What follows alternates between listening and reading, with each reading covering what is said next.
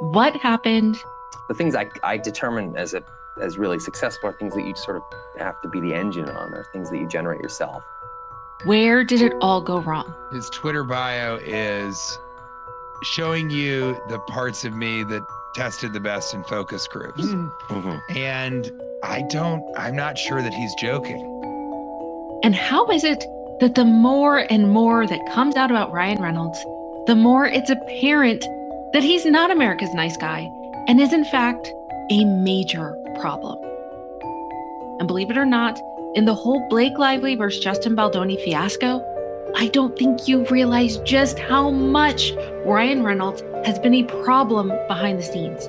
Yes, I'm sure you've heard some of it, but never to the depths that we're going to get into today. Hey guys, it's IQ, and today we're discussing Ryan's problematic behavior and how I believe that behind the scenes, he has an even bigger footprint in Blake's downfall, and we're going to go over every single nitty-gritty detail. The catastrophic war between Justin Baldoni as the director and Blake Lively as the lead actress shows just how important the relationships between these two roles are. The actor and director relationship stands as one of the most fascinating dynamics in the world of performing arts, a high-wire act of creativity, chemistry, where success or failure often hinges on its delicate equilibrium. It's a rare, almost magical symbiosis where two artistic minds must intertwine, pushing each other to new heights. And we have celebrated those iconic duos, those partnerships that flourish over the years, with collaborators returning one time after another, building this legacy of trust and shared vision. Yet, for every seamless union, there are even more cautionary tales of volatile clashes. Sets can become battles that unravel the very fabric of a project and leave behind scars. This relationship can be unpredictable as it is powerful, and its outcome can change the course of the film and its performance forever. Some of the most legendary squabbles include Ed Norton and first-time director, are you sensing a pattern here, Tony Kaye. They were infamous enemies during the making and post-production of Germany, actually. My vision of the film never made it to the screen because Edward Norton, the actor, was permitted by the producers to edit and alter the film, increasing the role of his own performance. Ed and the editor were allowed to recut the film, and that was the version that was released to theaters. The film was not a box office hit in the slightest. They only grossed $23 million against a $20 million budget. Tony went on to say, Norton is a narcissistic dilettante, obsessed with his image, obsessed with screen time. So, with those two very small and short, brief cautionary tales, what if I were to tell you that if we merge the best of both of these worlds, or I guess in this case, two of the worst of these worlds, and blend it into a mix of a now well-known actor trying to make a comeback after 6 years, and add in a splash of an extremely overly involved and inappropriate meddling husband into the mix? You know what you get? An absolute show. And the thing is, Ryan Reynolds' hand isn't just in the script writing of It Ends With Us. He was involved from the beginning, behind the scenes, pulling all of the little strings to make his little world go round. We got to start from the beginning. I've heard from a lot of you that say some of the blame should fall on Justin. Basically, how he kowtowed to Ryan from their first introduction. And in my last video, I got a lot of comments about Justin coming across as wimpy when he was dealing with Blake and Ryan. Like this one. I'm totally Team Justin, but he comes across as a wimp in the way he deals with them. Could there be some truth to the matter? To me, it's more of a perspective issue. Justin was very accommodating, very friendly, and also extremely complimentary. And it's true, devil's advocate, Justin was probably trying to establish rapport and have a great working environment. But let's be honest, Ryan Reynolds is one of the biggest stars on the planet, so it could have been a shot at Justin trying to network for future possibilities as well. But all in all, Ryan could have totally perceived this from the beginning as a huge disparity in their power dynamic. And I do believe that this set the tone for Ryan to continue to push the envelope, asserting his authority from day one and beyond. And I'm not going to read everything on these posts, just the most relevant parts. So please feel free to pause and read everything in its entirety if you want to. So first impressions. Hey Ryan, Justin Baldoni here, the guy who brought his literal baggage to his meeting with your wife. I asked Blake for your number well over a month ago and have wanted to text you for a while now, but my good old nerves got the best of me. Emily and I have a very small circle. We live out in the country and pretty much just hang out with each other. We've known all of our closest friends for years, and I don't really have any close female friends that my wife isn't also friends with, let alone married ones. And so I guess this is just an awkward text to say, I'd like to be friends. I'm happy there's no check. I've been a supporter and admirer from afar of both of yours for years. You are in a class of your own, and I so appreciate the way you move through the world as a man. Your support of her doing this movie means the world to me. I know how important it is for all of you to be together, and I honor that. So Ryan responded, and immediately it already sets the tone of this power dynamic. Ryan already, just from the jump, pretty much giving him these passive-aggressive demands. So here we go. What a loving and generous message. Thank you. We're both looking forward to getting to know you and your family better. We're also big fans over here, since before we met and more so after. You've been a wonderful collaborator with B, and that meant a great deal to both of us. Being a stand-up person is everything, and you've been just that since day one. Thank you. You've hit the jackpot with B.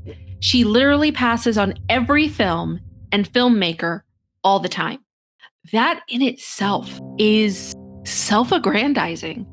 Listen, she could have been doing anything, but she chose you. Already this tone. And I really do believe that that's how Blake and Ryan felt. And it's seen throughout all of these actions going forward. But I know one thing, and I speak from a deep wellspring of experience here. Having her in your court behind the scenes as a creative is invaluable. Some of the greatest creative decisions I've made are in fact Blake. The acting is a small piece of a pretty astounding patchwork quilt of creativity. More than anything, I rely on her taste, far beyond movies. I really something on her taste for all aspects of my business. That multi-dimensional creative output is something I can see in both of you. Emphasize the capitalization on both. They should be equal partners. He's talking to the director, mind you. I'm excited for her to crack open her creative piggy bank with someone as dynamic as you. This is going to be incredible. And thank you for understanding what it means to me personally to have my family reunited as soon as possible. Nothing means more to her either. I can promise you, we're hardwired for keeping our family together. It's how to win us. That's interesting. I thought that they were already hired. We see and appreciate that you already moved significantly to make it work with her schedule because of the film she already had committed to, which thankfully she was able to gracefully punt. She tried before, but didn't share how hard. All this to say, I'd have your line producer's face tattooed to my perineum if he, she, they could figure out how to start 2 weeks earlier. 2 weeks earlier. Completely understand how big of an ask that is, but the perineum is one of the most nervy parts of the body to expose to trauma. So, looking forward to seeing you, and thank you again for all you're doing. I happen to adore you, Justin. This is the sweetest. Well, the adoration does not last long. So here's the thing. The fangirling about an actor that is way more famous than you can be endearing at times. And yes, you can be vulnerable in many different circumstances, but not when you're dealing with someone like Ryan Reynolds. Yes, he has this disarming charm, the guy next door. He seems like a really nice guy.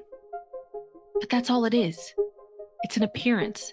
This man is a shark, and he is determined to get what he wants when he wants it. What's interesting is he talked about growing up in Canada, the fourth son of many older brothers and a family full of cops, and how brutal it was in that environment growing up, and how he learned to be disarming even back then. I think in any household, it's hard being the fourth kid, you know, that's the kid that's sort of watching and learning constantly, as opposed to the trailblazing eldest boy or girl. These huge people everywhere, and you kind of become hyper perceptive. You know, you start to really sort of think about how you're going to survive. So especially my 3 older brothers, who are so sort of physical guys, and you know, there was just rough housing. Like, for them was always funny. For me, it was like a life-threatening situation. So you sort of learn to kind of get by on using your mind, not your fists. So I became kind of hyper perceptive. He couldn't outplay them in strength, but he could with wit. Ryan was always observing, always studying human behavior, using that to his advantage. He even used it to the point where he admits several times that he basically bullshit people. Quickly ran out of money and ended up with an agent, getting an agent somehow, and talking bullshit some agent into taking me, and then, you know, ended up getting a job at show business. And I bullshitted them. I just said, you know, you send me out on 5 auditions, I don't care what they are, what they're for, I promise you'll come back with 1. Back to the foundation of Ryan and Justin's relationship. It's almost as if Justin is working for Ryan. And for him to have the audacity to ask to move production around because him and Blake have to be together is such a ridiculous ask. Okay, just for context, do you know how much of a logistical nightmare it would be to move even the smallest details around from a shoot like this? We're talking about possibly hundreds of paid workers, booking fees and scheduling for locations, renting of equipment, permits for shooting in cities, which permits are not indefinite, by the way. For the layman, that is like, I don't know, asking the bride and groom to move up their wedding date by 2 weeks and inconvenience all of the other guests because of your own fee-fees. Like, it's insane. Speaking of insane, let's get to the part where I believe Ryan heavily influenced his wife's operating agenda when it comes to how she now claims to maneuver in Hollywood, i.e. taking over films to not just be an actor, but to do it all. I would show up on a set. I knew that they just wanted me to show up and look cute and stand on a little pink sticker where I'm supposed to go and say what I'm supposed to say. But I also knew that that wasn't fulfilling for me, that I wanted to be a part of the storytelling, that I wanted to be a part of the narrative, whether that be in the writing and the costume design and creating the character. And sometimes I had directors or producers or writers who would welcome that and invite that once they saw that I was able to offer that. And sometimes I would have people who really resented that because they were like, we just hired you to be an actor. Yeah, when I went in the meetings, I would just seem like I'm just there to be the actor and ready to get the gig. I wouldn't reveal that I actually need to have authorship in order to feel fulfilled. So I think that for them, sometimes that might have felt like a rug pull because you're like, you're trying to assert yourself into something that we didn't hire you to do. And so it was a really strange position to be in because I felt like I don't want to just be an actor. Like I want to have more authorship. Well, you know what? That sounds really familiar.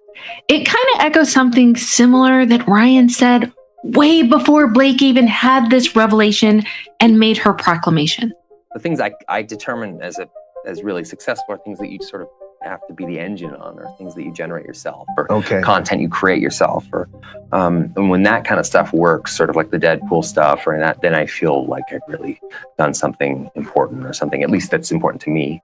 Since we already know that these two never want to spend time apart, that they're best friends, would it really be that much of a leap to assume or presume that during their pillow talks at night of Hollywood domination, that their goals and dreams would start to intersect? and maybe even intertwined. And what I believe really hurt Blake in this whole fiasco was actually the success that she saw Ryan have in Deadpool. All of the tactics that he used, all of the strategizing. She probably assumed that this was the prototype to achieve what she wanted, which was, of course, to star, direct, and control basically the entire film. A project that she ended up loving with It Ends With Us. I love this comment and this theory by one of you lovely people so much. This was left under my last video, and I love it. It's so thought-provoking. Listen to this. This story is despicable. Evil, in fact. The director, Tim Miller, was making his directorial debut with the first Deadpool film. He was forced from the franchise because Ryan Reynolds fought him on every creative decision. Tim said, "It became clear that Ryan wanted to be in control of the franchise. I don't think you can negotiate every creative decision. There's too much to make. So Ryan's the face of the franchise, and he was the most important component of that by far. So if he decides he wants to control it, then he's going to control it." And if you watch the video of Blake and Justin dancing, that infamous scene, you will see that she does the exact same thing. She complains about Justin's decision for them to be backlit. She says that they should stand in a different position. She says that they should be talking through the scene. She complains that her shoe heels are out of the shot and demands that the camera focus on them, etc. My heels being popped out of there. Don't crop out her heel. The sparkle. This is Ryan and Blake's modus operandi. Number one, they target a vulnerable first-time director like Tim Miller or Justin Baldoni, making his first big budget film. Two, they challenge every creative decision to frustrate and exhaust the director and make the director's job untenable. Three, once the director quits, they steal the franchise, and if the director doesn't quit, maybe they just sue. This is speculative, and it's just my guess, but I couldn't agree more with this theory. There would be no Deadpool without Ryan Reynolds, just as there would be no It Ends With Us movie without Blake Lively. IQ, what are you talking about? You're comparing apples and oranges. I can hear it now, but just wait. Here's why. Because by the time Blake had given the ultimatum that either it was her way or the highway and they needed to hire someone else, production had already been going for months.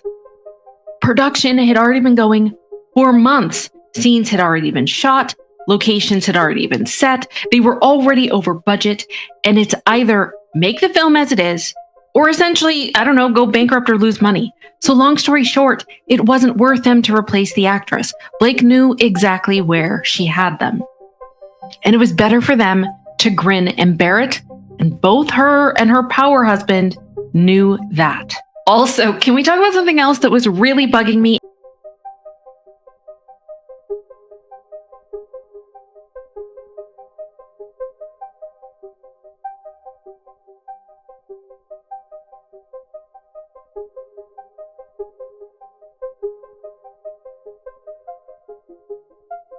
Completely inappropriate. Now, first and foremost, I 100% agree with this sentiment. Actually, no, I 1,000% agree with this. What Blake did and how she did it, it was inexcusable. It was uncouth. It was just plain wrong. But what I don't think is given enough credit are several pretty big factors when it comes to Ryan and his role in this whole debacle. Yes, the marketing campaigns behind the movie were atrocious, sure. But I ask you this, behind the scenes, who is really to blame? Well, I love marketing. And Ryan, the self-proclaimed lover of marketing, loves this field so much that he actually started his own marketing company, Maximum Effort. And get this, this is oh so fitting. On the section of their website for the About page, it says Maximum Effort makes movies, TV series, content, ads, and cocktails for the personal amusement of Hollywood star Ryan Reynolds. We occasionally release them to the general public. It's a huge part of what we do. We try to create marketing that's moving at the exact same speed of culture as culture is. And I don't know that you are going to be as effective as when you're moving at the exact same speed as culture. So if we all look at like something that's happening in the world, something that becomes like the talk of a community. So marketing that is moving at the exact same speed of culture. Is that right? Well, guess where the finger on the pulse of the cultural marketing was right before the time of the promotion of This Ends With Us. Finally, even more about the upcoming Barbie movie. This is incredible. If you had to describe the recent trailer in one word, that word likely would be pink. In March of 2024, Ryan Gosling, in his signature Barbie pink, performed one of the most effervescent, lighthearted songs at the Oscars ever, while still joking at himself with the song I'm Just Ken. Everyone was in love. The marketing for the Barbie film had revolutionized the marketing game when it came to promotion of film. Everyone was dressing up in pink to go to the movie. It was a cultural phenomenon. Anytime you thought of pink around this time, the natural thought was to think of Barbie. There were billboards everywhere, and some even just had a plain pink background. Pink became synonymous with Barbie. There were also partnerships with pretty much every single brand. It was insane. The more Barbie products there were, the more audiences would be exposed to the movie. They wanted to be a part of the movie. They wanted to be immersed in the movie. So wouldn't the same type of finger on the pulse attitude, the cultural marketing that Ryan was just talking about, wouldn't he mimic that? That's what he said he was going to do. So here is my theory, my speculation, guys. This has not yet been proven, but what's interesting here is Justin didn't want to have the perspective of a man. He saw it from the beginning, early on, 4 years before production, when he first got hold of this film. He wanted to hear from DV organizations and those organizations specializing in DV to have their perspective on tackling the messaging behind this topic. Serious topics while promoting the film. That was his take. So for Ryan and Blake's team to do a complete 180, here's my question. Does this really sound like a Blake decision? It's my speculation that Ryan had a huge impact on influencing the tone of the marketing.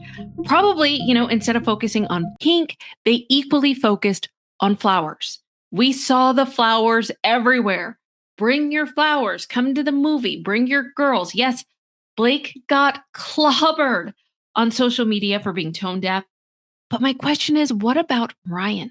I think this is even worse than what Blake did, joking about posing with your ass out, but he has a large ass.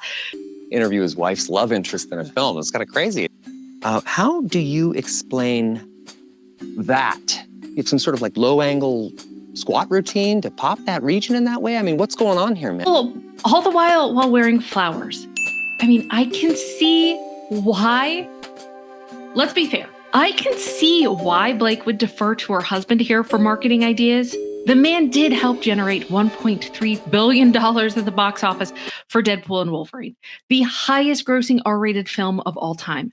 The male to women turnout for that film was 66% to 34%. And the problem is using Ryan's bro marketing and using that prototype on a film with an audience of 84% women, maybe not the right model to compare.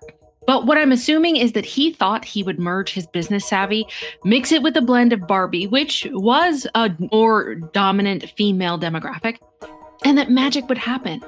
But boy, that gamble was so wrong. Not only that, but even the partnerships and brand deals were oddly and surprisingly only really benefiting two people. One couple, Blake and Ryan. His gin company and her hair product line, wow, not in line at all with such a sensitive topic at hand. And it showed. But what's Blake gonna do? Like, is she really gonna blame her husband publicly?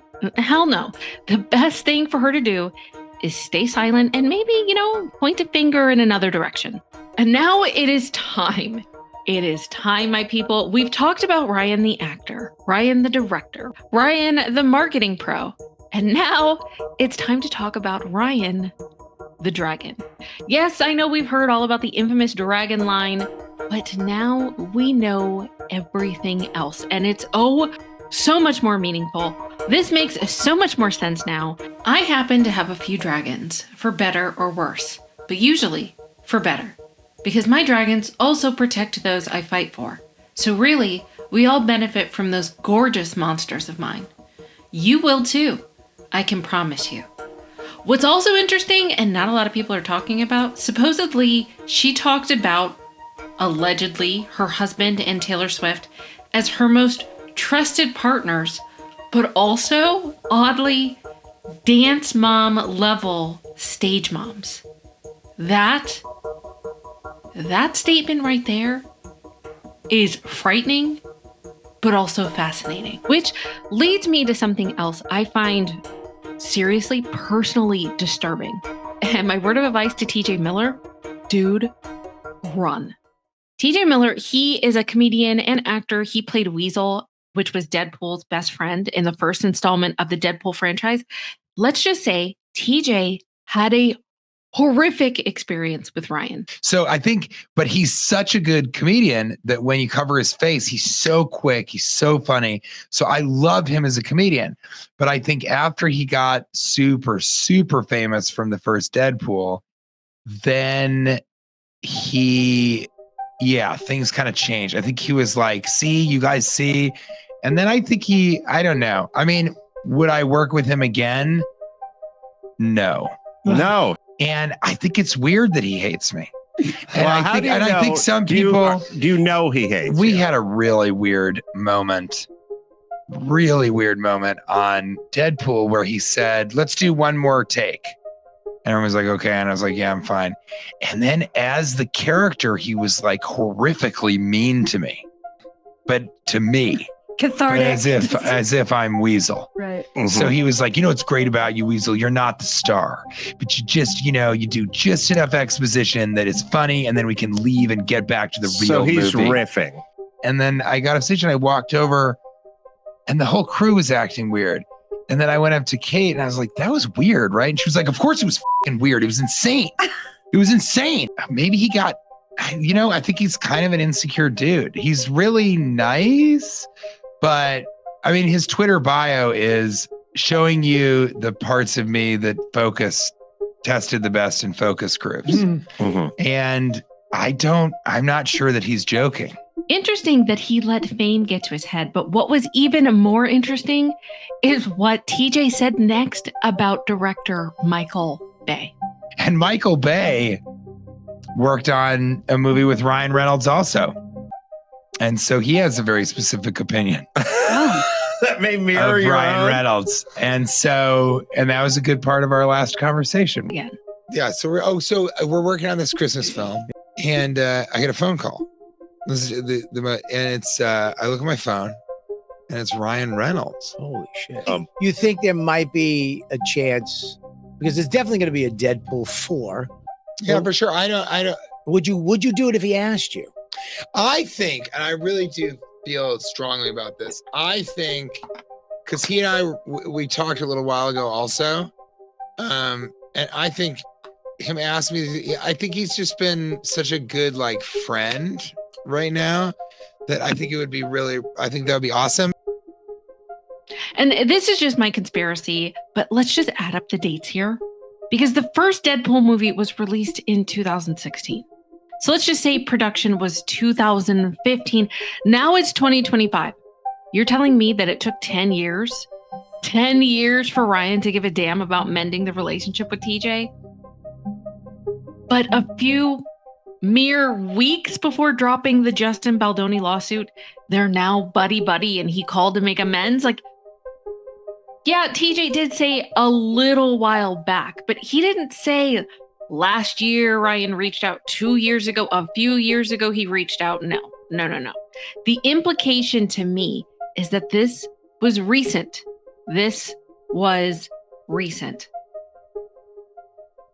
So reporters, if you're out there, the next time that you interview TJ, can you ask him the exact time frame that Ryan reached out? We would love to know.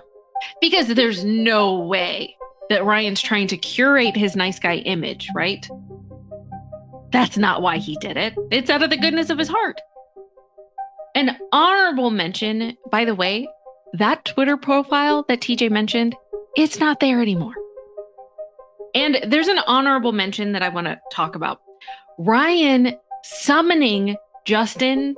This is the lead actor's husband summoning the director to his penthouse to berate him about the personal trainer. What a douchey move.